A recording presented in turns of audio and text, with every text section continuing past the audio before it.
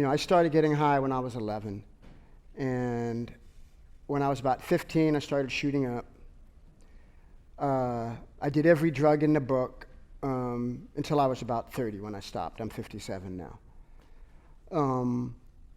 For me, luckily, believe it or not, like through all my absurd and ridiculous behavior as a drug abuser, I never got strung out. Like I was never a junkie.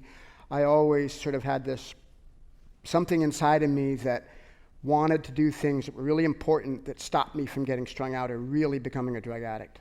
I skirted the line. I hurt myself immeasurably. It took me many years to recover. It was terrible. But I never got strung out. And maybe I just don't have that addictive gene, So, and I have many, many friends, very close friends who died. I have, many of my closest friends who struggled forever with drugs. And I know for myself that when I stopped doing drugs, I wanted to feel everything.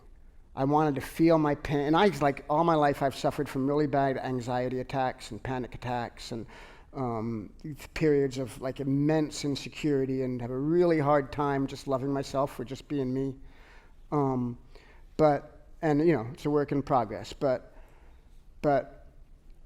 when I stopped doing drugs, I wanted to feel everything. I wanted to feel all the pain, all the suffering, all the anxiety, because I knew that the only way that I was going to grow was to feel it.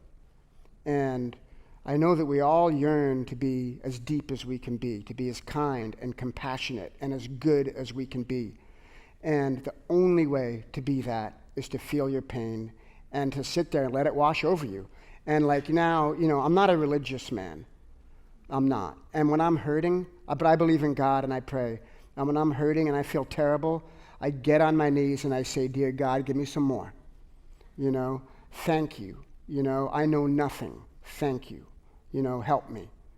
And I know that within my suffering, I will grow, And for me, that was a huge thing to realize early on that I was going to deal with. And you stop doing drugs, it's hard. Your nervous system's fucked up. Your whole social life revolves around going out and getting high and doing drugs.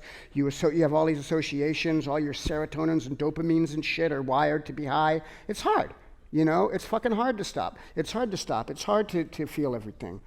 But my only advice is to age gracefully is such a great aspiration to have. And luckily, I kind of around that age, I wanted to age gracefully, I wanted to be able to be an elderly person with a light on, I wanted to keep growing. I loved Duke Ellington. I wanted to try to keep reinventing, to keep be a humble student all my life, So I don't know. I guess my advice is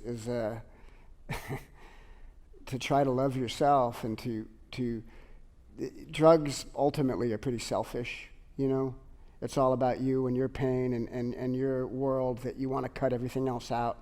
And I never thought, in doing my drugs, I never thought I was trying to get rid of pain. I always thought I was this great explorer. You know what I mean? I was I had one up on the squares. I was I saw the world as this hypocritical, cruel, mean place. I didn't like rich people. I didn't like these people. I didn't trust anyone.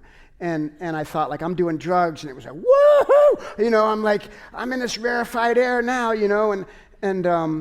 but it's really it's just an old and pathetic story. And the opportunity to be straight and to actually connect with people in true ways and to be willing to feel lonely and to be patient enough to have a real actual honest communication, whether it means going to get a taco and looking at the woman who gives it to you and smiling at her and her smiling back and you actually sharing a beautiful moment.